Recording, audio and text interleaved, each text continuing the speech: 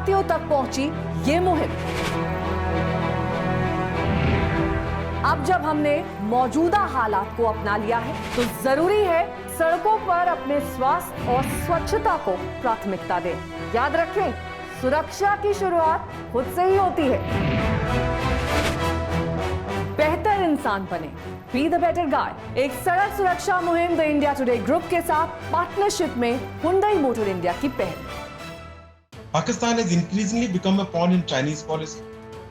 Under an increasing CPEC-related debt trap, we are going to witness further military dependencies in the future. The US exit from Afghanistan has opened increased options for China in the region. वायुसेना प्रमुख RKS Bhadauria ने चीन को कड़ी चेतावनी दी है। उन्होंने कड़े शब्दों में कहा है कि भारत से टकराव चीन के लिए वैश्विक मोर्चे पर अच्छा नहीं है। यदि चीन की आकांक्षाएं वैश्विक हैं, तो ये उनकी भव्य योजनाओं को सूट नहीं करती। एयर चीफ मार्शल ने चीन को ये संदेश एक कार्यक्रम के दौरान दिया। आरकेएस भदौरिया ने यह भी कहा है कि चीन पाकिस्तान को मोहरा बनाकर अपना वर्चस्व बढ़ाना चाहता है। अमेरिका के अफगानिस्तान से बाहर निकलने के बाद से चीन और पाकिस्तान दोनों के लिए रास्ते खुल गए। Pakistan has increasingly become a pawn in Chinese policy. Under an increasing CPEC-related debt trap, we are going to witness further military dependencies in the future.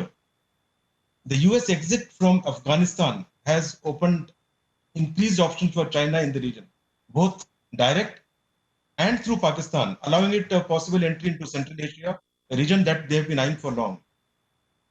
Our most important national security challenge is firstly to understand China, their possible game plan, and the deepening and evolving Sino-Pak relationship. We are all aware that China's main aspirations are quite clearly on the global front, and regional domination is a part of the route to global leadership that they aspire. An important question for all of us is, any serious Indo-China conflict is not good for China at the global front. If Chinese aspirations are global, then it does not suit their grand plans, and therefore, what could be the possible Chinese objective for their actions in the north? वायुसेना प्रमुख ने कहा है कि line of actual control पर भारी संख्या में चीन के सैनिक तैनात हैं। उनके पास रडार, सतह से हवा मार करने वाली और सतह से सतह पर मार करने वाली मिसाइलों की बड़ी मौजूदगी है। उनकी तैनाती मजबूत रही है, लेकिन हमने भी सभी आवश्यक कार्रवाई की है जिससे चीन को मुंहतोड़ जवाब दिया जाए।